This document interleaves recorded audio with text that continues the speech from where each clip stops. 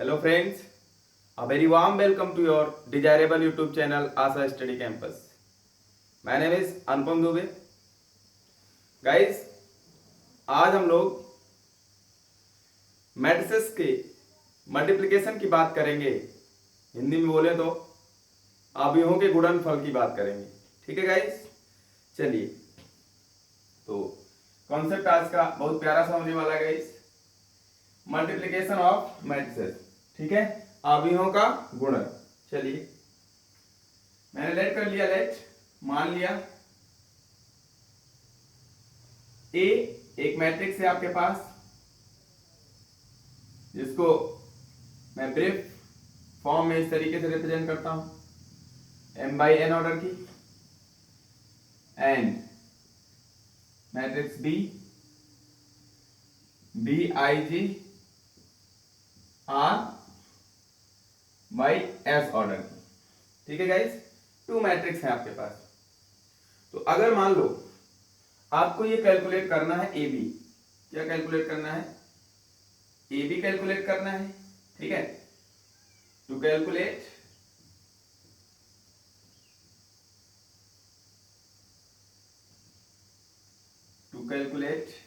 A B. A B का मतलब guys matrix A और बी का मल्टीप्लिकेशन. ठीक है, इन दोनों का गुणा करना है. ठीक है गाइस, तो ए बी ये कब पॉसिबल है? व्हेन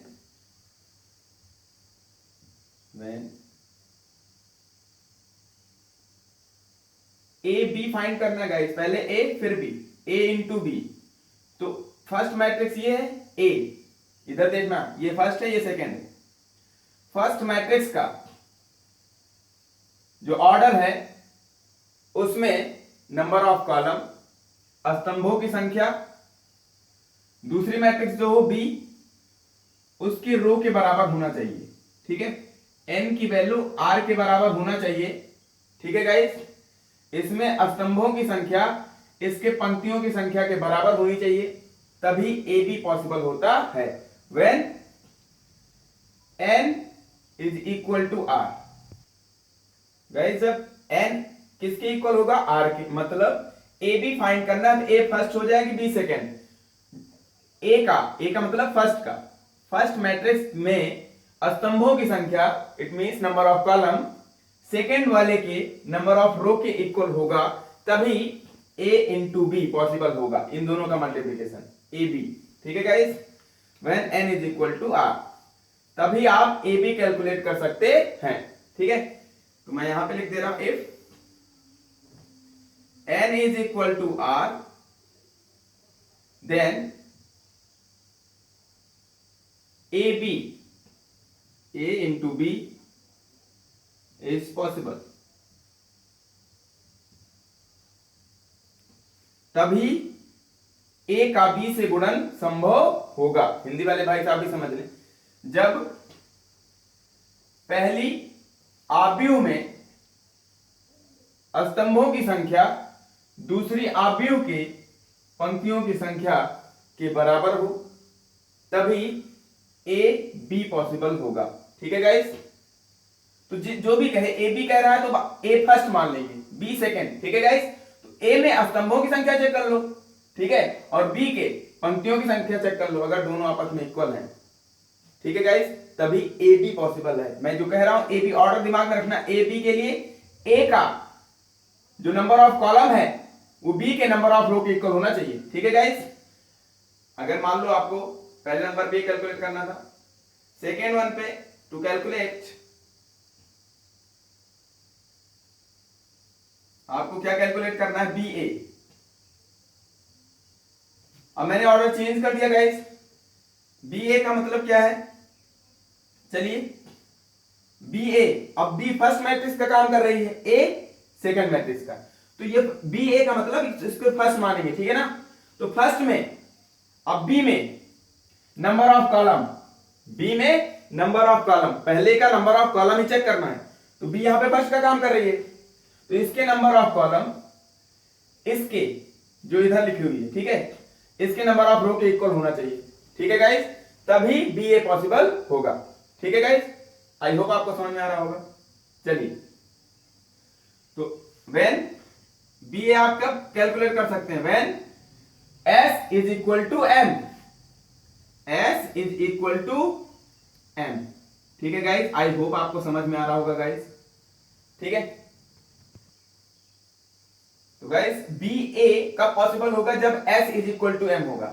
बी ए का मतलब बी को फर्स्ट लेट कर लेना, बी जो भी मैट्रिक्स है पहले वाले की, बी का मतलब पहले वाले के स्तंभों की संख्या, नंबर ऑफ कॉलम, दूसरे वाले के पंक्तियों की संख्या मतलब नंबर ऑफ रो के इक्वल होगा, तभी ये पॉसिबल होगा। बी ए तभी फाइंड करना पॉसिबल होगा, मतलब बी मैट्रिक्स और ए का मल्टीप्लिकेशन तभी पॉसिबल होगा।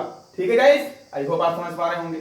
ठीक है, इसका मतलब मैंने यहां पे लिख दिया है S is equal to M। B first है यहां पे, तो फर्स्ट में नंबर ऑफ कॉलम और सेकेंड में नंबर ऑफ रो, ये तो ये इसके इक्वल होना चाहिए तभी पॉसिबल होगा। तो मैं यहां पे कंक्लूजन के बेस पे लिख दे रहा हूं, इफ बी ए कैलकुलेट करने के लिए if S is equal to M, S क्या है गाइस? मैट्रिक्स बी के जो ऑर्डर है उसका नंबर ऑफ कॉलम है, M क्या है गाइस? ए का नंबर ऑफ रो है। ठीक है ना गाइस, जब ऐसा होगा देन बी ए क्या हो जाएगा? B A is possible.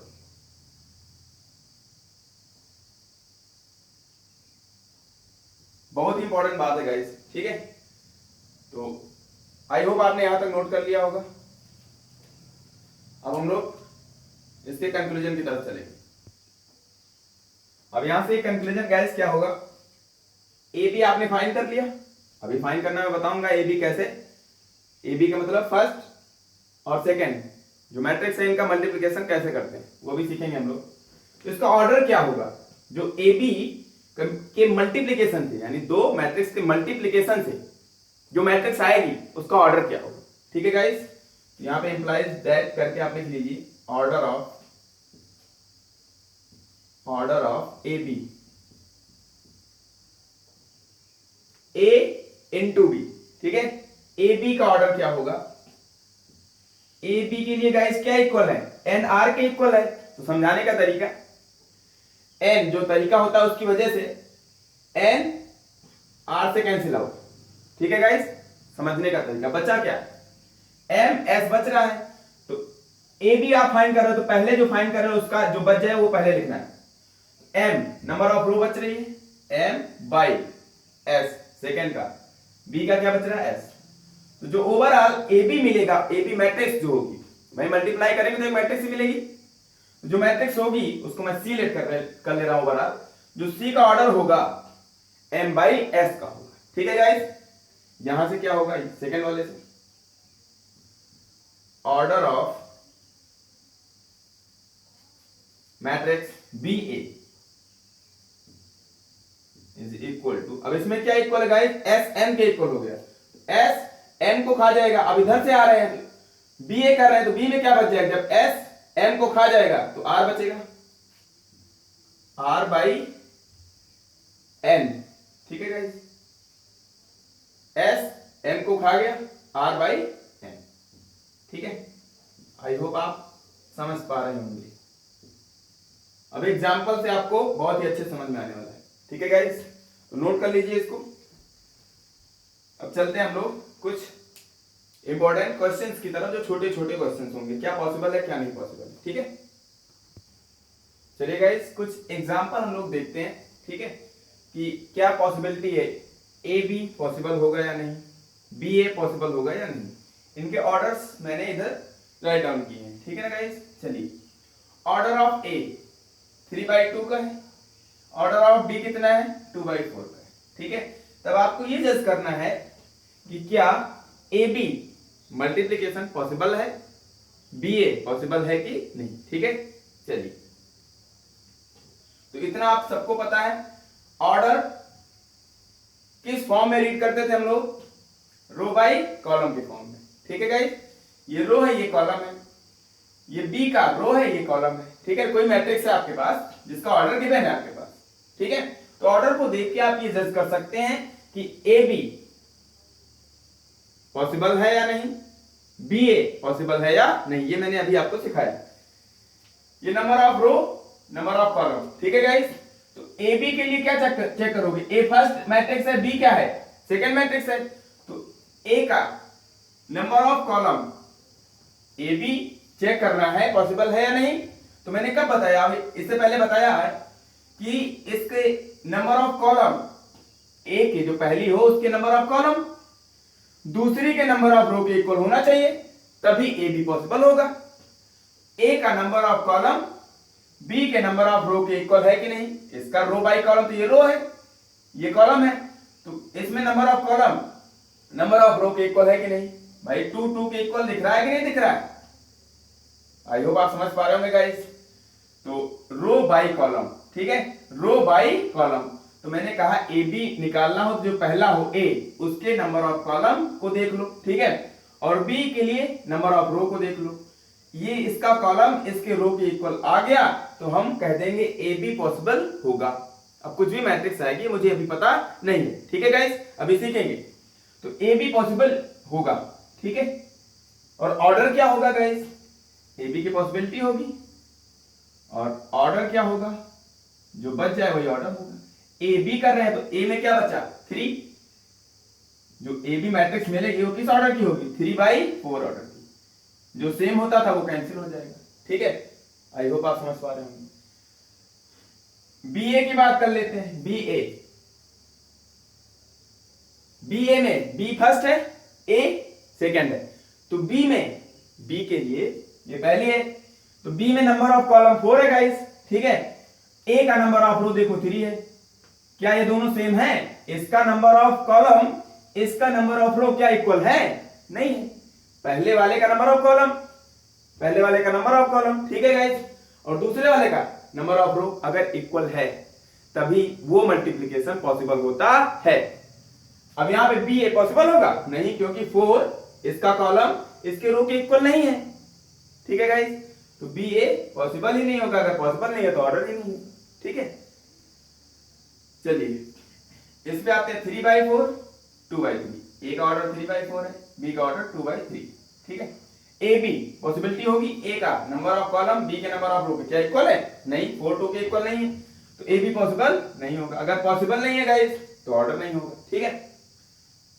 B ए की बात कर लेते हैं, बी ए में इसका number of column row by column number of column 3 है और इसमें नंबर ऑफ रो कितनी है, 3 है गाइस, तो इसका नंबर ऑफ कॉलम इसके नंबर ऑफ रो के इक्वल है कि नहीं, ठीक है गाइस, तो इसका मतलब क्या है, बी ए पॉसिबल है, ठीक है, और ऑर्डर क्या होगा गाइस, इसका जो बच जाए वही ऑर्डर होगा, इसमें 3 के इक्वल है, तो बी से ए की तरफ जा रहे हैं तो 2/4, ठीक है गाइस, आई होप आप समझ पा रहे होंगे। मतलब बी और ए के मल्टीप्लिकेशन से जो मैट्रिक्स आएगी, ठीक है, उसका ऑर्डर होगा 2/4, उसमें नंबर ऑफ रो 2 होंगी, कॉलम 4 होंगे, ये मतलब, ठीक है।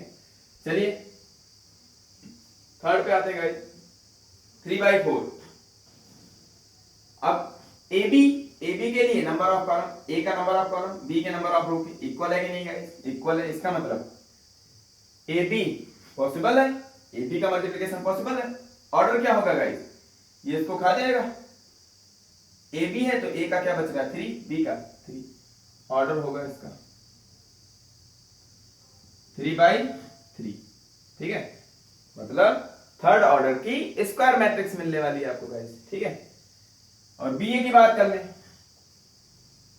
तो बी ए, अब बी में नंबर ऑफ कॉलम ए में नंबर ऑफ रो के इक्वल है कि नहीं है, इक्वल है, इधर कॉलम देखना होता है, ठीक है ना, पहले वाले में, और दूसरे वाले में रो अगर इक्वल है तो वो मल्टीप्लिकेशन पॉसिबल होता है, 3 के इक्वल है तब भी पॉसिबल है, और पॉसिबल है तो ऑर्डर क्या होगा गाइस, चलिए ये गायब हो जाएगा, क्या बचेगा, बी ए कर रहे हैं तो बी में क्या बचेगा 4 और ए में क्या बचेगा 4/4 ऑर्डर की मिलेगी, फोर्थ ऑर्डर की स्क्वायर मैट्रिक्स होगी, मतलब 4 नंबर ऑफ रो भी होंगे और 4 नंबर ऑफ कॉलम भी होंगे, ठीक है, उस मैट्रिक्स में। चलिए इस पे आते हैं, इस ऑर्डर के लिए ए बी पॉसिबल होगा guys, number of row sorry number of column number of row क्या इक्वल है, नहीं, ये इक्वल नहीं है, तो मतलब ए बी की पॉसिबिलिटी नहीं होगी, ए बी पॉसिबल नहीं होगा तो ऑर्डर की कोई बात ही नहीं है। ठीक है, बी ए पे आते हैं। बी में नंबर ऑफ कॉलम ए के नंबर ऑफ रो के इक्वल है कि नहीं? हाँ इक्वल है गाइस, तो ये पॉसिबल होगा। ऑर्डर क्या होगा गाइस?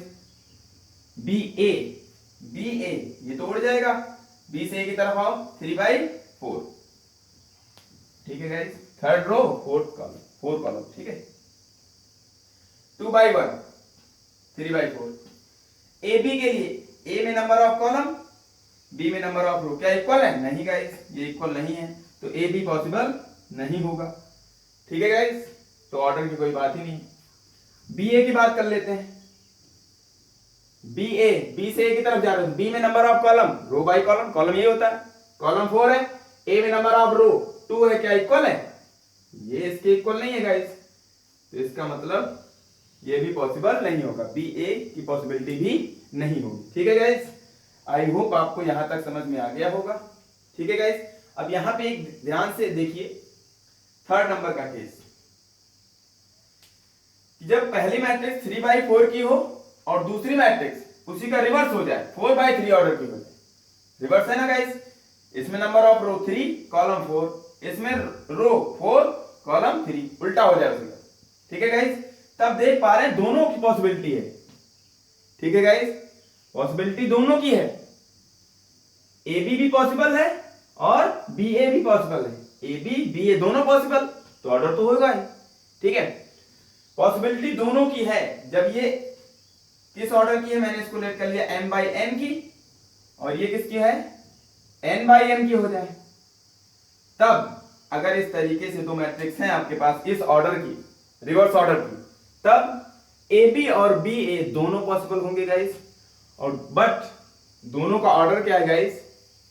सेम नहीं है। इसका मतलब ए बी और बी ए दोनों पॉसिबल तो होंगे बट इक्वल नहीं हो सकते। ठीक है गाइस, ये बात आपको समझ में आ गई होगी। ठीक है, तो आई होप आपने इसको नोट कर लिया होगा। इसके बाद हम लोग नेक्स्ट स्टैंडर्ड की तरफ चलेंगे। ठीक है, ये स्टैंडर्ड क्या है guys? If the order of A is m/n and order of b is n/m, ठीक है, then the multiplication ab and ba both are possible, तब ab और ba दोनों पॉसिबल होंगे। ठीक है ना, जब मैट्रिक्स जो पहली मैट्रिक्स है a, उसका ऑर्डर m/n है और दूसरी मैट्रिक्स जो है उसका ऑर्डर, ऑर्डर का मतलब क्रम या फिर कोटि, हिंदी वाले भाई साहब। ठीक है, n/m रिवर्स ऑर्डर है। ठीक है ना गाइस, देन द मल्टीप्लिकेशन, तब AB और BA दोनों का गुणनफल जो गुणन होता है वो बोथ आर पॉसिबल, दोनों पॉसिबल होंगे।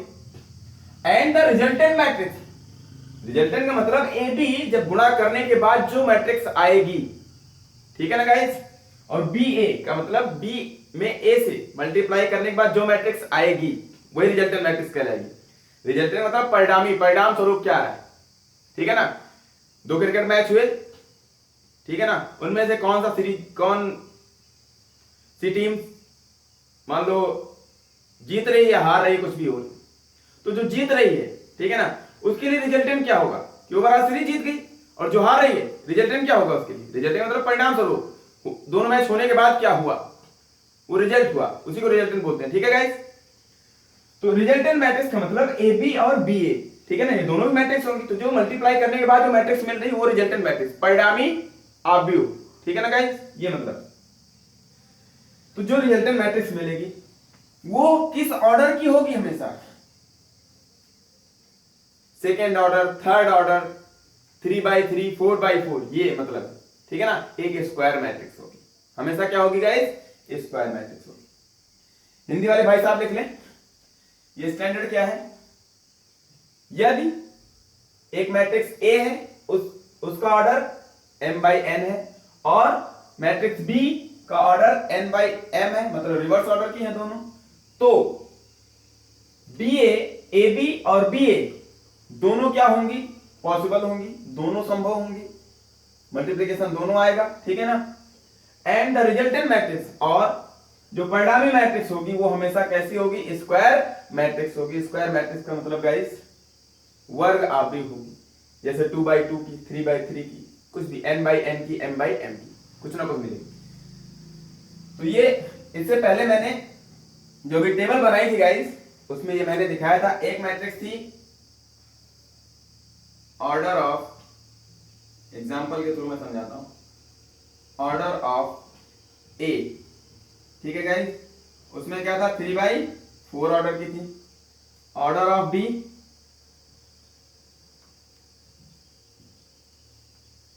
रिवर्स कर देना 4/3, ठीक है गाइस।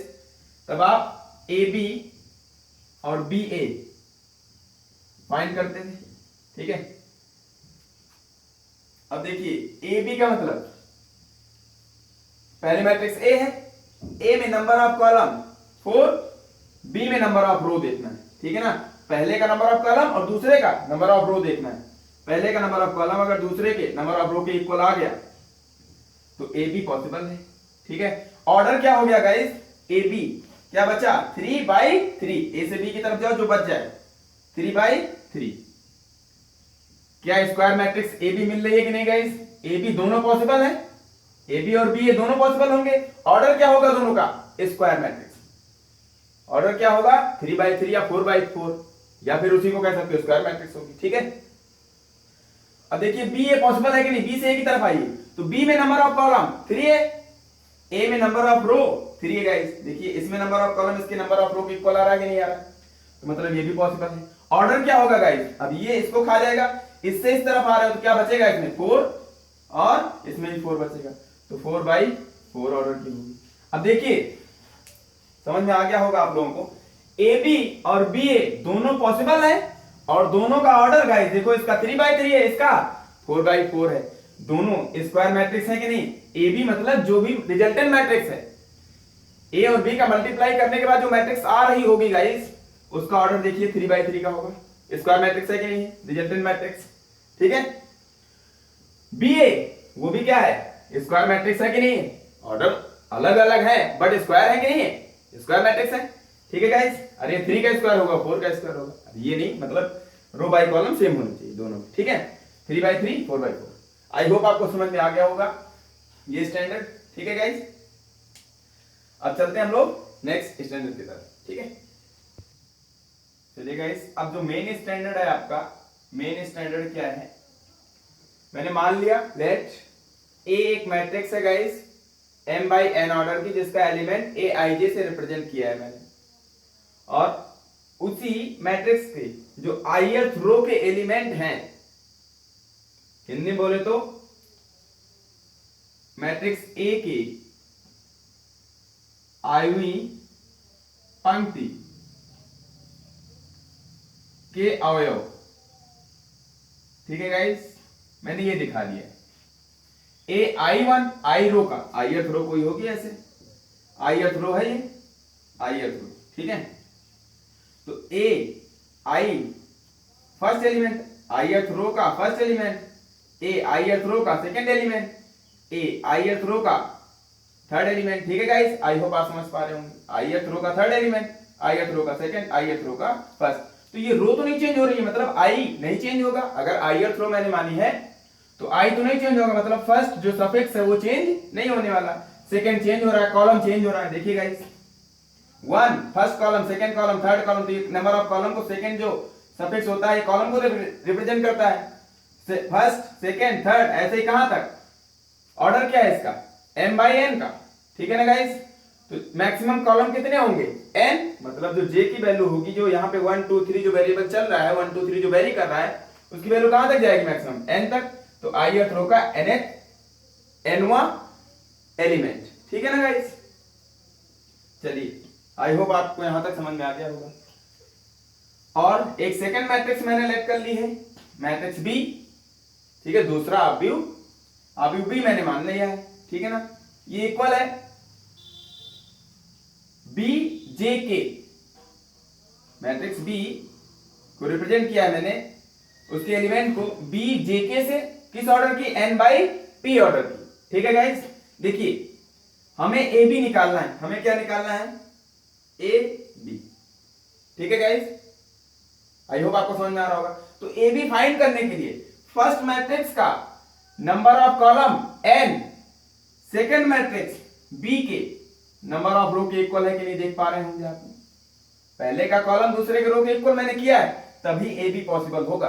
ठीक है गाइस, आई होप आप समझ पा रहे होंगे। तो ये बी जे के, इसका एलिमेंट मैंने किससे लेट किया है, जेथ रो है, केथ कॉलम है। ठीक है guys, N by P order की एक मैट्रिक्स है, इसका एलिमेंट बी जे के से मैंने रिप्रेजेंट किया है, और मैंने मान लिया कि जो बी मैट्रिक्स है उसका केथ कॉलम क्या होगा, के कॉलम के एलिमेंट क्या होंगे, बी फर्स्ट, बी वन के, कॉलम तो नहीं चेंज होगा गाइस, फिक्स कॉलम है, के कॉलम की बात हो रही है, तो इसमें जो एलिमेंट है इनके सफिक्स में कौन नहीं बदलेगा, के नहीं बदलेगा, के कॉलम, एक सिंगल कॉलम है तो रो तो बदल रही है ना, ये फर्स्ट रो है, ये second row, third row, fourth row, कहां कौन सी रो, nth रो, ये रो है, और कॉलम कहां तक है, के फिक्स कॉलम है। ठीक है गाइस, तो कॉलम तो नहीं चेंज होगा। अरे के हिंदी में बोले तो बी के में कॉलम के अवयव, बी के में कॉलम के अवयव मैंने यहां पे रिप्रेजेंट कर दिया है। ठीक है ना गाइस, चलिए अब यहां पर जब मैं ए बी फाइंड करूंगा, ए इंटू बी, दोनों मैट्रिक्स का मल्टीप्लिकेशन, तब मैंने मान लिया इनका मल्टीप्लिकेशन, एक कोई मैट्रिक्स आएगी उसको मैंने सी लेट कर लिया, भाई मल्टीप्लिकेशन जो मैट्रिक्स आ रहा है उसको सी लेट कर लिया। ठीक है ना गाइस, उस सी के जो एलिमेंट की बात करें, पार्टिकुलर एलिमेंट की, तो कहां का मिलेगा, ith रो और kth कॉलम का जो एलिमेंट होगा, सी ith रो kth column, small C denote करना गाइस। ठीक है, सी आई के जो मिलने वाला है किस ऑर्डर का होगा, एन, एन को खा जाएगा m बाई पी, जो भी होगा सी आई के, मतलब जो एलिमेंट है वो पार्टिकुलर एलिमेंट ith रो और kth कॉलम का वो क्या होगा, sorry m by P order, N N cancel हो गया। ठीक है, तो सी आई के आपको कैसे निकालना होता है यह समझना है। ठीक है, तो सी आई के ये एलिमेंट मैं दिखा रहा हूं गाइस, जो सी ए बी के मल्टीप्लिकेशन से मैट्रिक्स मिल रही है उसका जो एलिमेंट है ith रो और kth कॉलम का जो पार्टिकुलर एलिमेंट है ith रो kth कॉलम, ith रो हो गया, ये मैंने मान लिया ith रो। ठीक है गाइस, और kth कॉलम है ये kth कॉलम, जो एलिमेंट ये होगा, जो भी एलिमेंट यहां पर जहां पर इंटरसेक्ट करती है वही एलिमेंट होता है, तो ये एलिमेंट जो होगा उसकी वैल्यू क्या होगी उस मैट्रिक्स ए बी के मल्टीप्लिकेशन के अंदर, उसको मैं बताने जा रहा हूं। ठीक है गाइस, तो देखिए कैसे फाइंड करते हैं सी आई के, आपको कैसे मिलेगा, तो मैं थोड़ा सा, ये आपने नोट कर लिया होगा। ठीक है, ऐसे ही नोट कर लीजिए, मैं इसको इरेज करूंगा, स्पेस का इशू है। ठीक है, तो ith रो पहले लिख लीजिए, ith row of A, ith row of matrix A is equal to ai1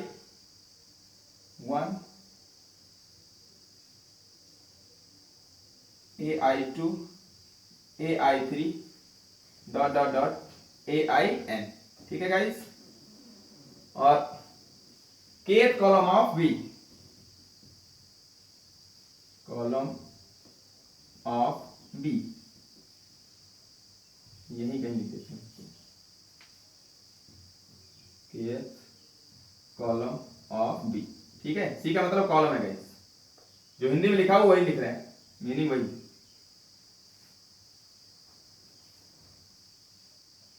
B I के, बी वन के, सॉरी बी टू के, बी थ्री के, बी फोर के, या डॉट डॉट डॉट लगा दो, बी एन के।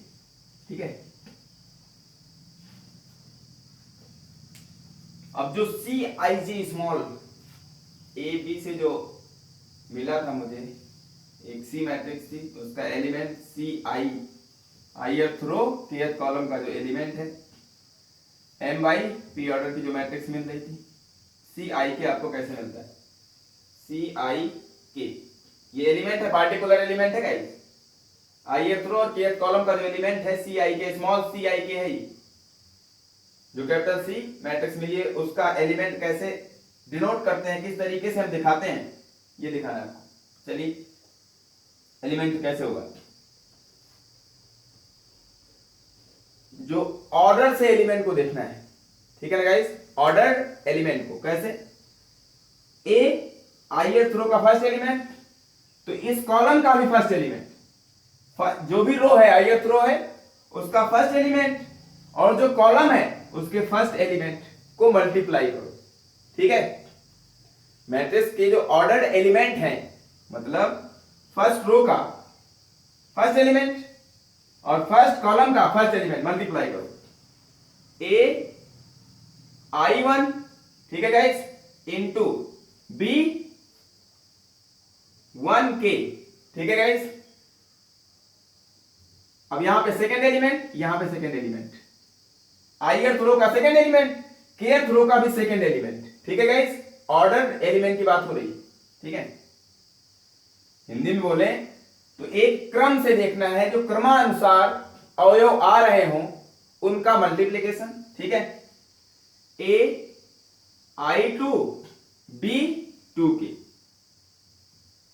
इनका मल्टीप्लिकेशन और फिर क्या कर देना, ऐड करते हुए जाना, मल्टीप्लाई करके क्या करते हुए जाना है, ऐड करते हुए, पहले मल्टीप्लाई, ठीक है, उस रो का पहला एलिमेंट और उस कॉलम का भी पहला एलिमेंट जिसको आप मल्टीप्लाई कर दो, ठीक है ना गाइस। तो आपको ith रो kth कॉलम का एलिमेंट मिल जाएगा, ठीक है, एक पार्टिकुलर एलिमेंट मिलने वाला है, ठीक है। फिर प्लस, अब इसी रो का थर्ड एलिमेंट और उसी कॉलम का थर्ड एलिमेंट, ठीक है guys, a I3 b 3k, ठीक है गाइस, डॉट डॉट डॉट, ऐसे चलता रहेगा ये मामला, फोर्थ वाला फोर्थ से मल्टीप्लाई होगा, अब सबसे लास्ट वाले से मल्टीप्लाई होगा, प्लस प्लस करते हुए जाना है आपको, ठीक है। a I n into b n k, ठीक है गाइस। ये Cik मिल गया, मतलब ith रो और kth कॉलम का वो पार्टिकुलर एलिमेंट AB के मल्टीप्लिकेशन में इसके इक्वल होगा, ठीक है गाइस। सबको ऐड कर लेंगे, जो भी आएगा पार्टिकुलर एलिमेंट ही आएगा, तो वो क्या कहलाएगा, ith रो kth कॉलम का एलिमेंट कहलाएगा। किस मैट्रिक्स का, मैट्रिक्स C का। मैट्रिक्स C किसको रिप्रेजेंट कर रही है, A इंटू B को, ठीक है ना गाइस, AB के मल्टीप्लिकेशन को रिप्रेजेंट कर रही है। अगर इसी को मैं शॉर्ट फॉर्म में लिखना चाहूं तो गाइस क्या लिखेंगे, समेशन ऑफ, अब ध्यान से देखना गाइस, I तो वेरी नहीं कर रहा है, देखिए I फिक्स है, ठीक है ना, तो वेरिएबल क्या होगा, J, देखिए कॉलम चेंज हो रहा है, ये 1 है, यहां 2 है, यहां 3 है, इस तरीके से, ठीक है ना। तो सिग्मा क्या मिलेगा आपको, A IJ जो भी है, B JK, ठीक है। अब इसमें कौन सा क्या वेरिएबल है, J वेरिएबल है, ठीक है गाइस। तो J की वैल्यू कहां से कहां तक, 1 2, J क्या है, किस बात को रिप्रेजेंट कर रहा है, J किसको रिप्रेजेंट कर रहा है, नंबर ऑफ कॉलम को, ठीक है ना, n को, n के इक्वल है यहां पर J रो को, तो चाहे कॉलम कह लो चाहे रो, क्या वेरिएबल होगा J, तो J कहां तक जाएगा, मैक्सिमम n तक, तो J की वैल्यू 1 to n, ठीक है गाइस। तो इस तरीके से हम Cij फाइंड करते हैं, ठीक है गाइस। आई होप आपको यहां तक समझ में आ गया होगा गाइस, ठीक है। तो आज का लेक्चर यहीं पे एंड करते हैं, ठीक है। तो नेक्स्ट वीडियो में फिर से मिलेंगे। Thanks for watching, take care, bye bye.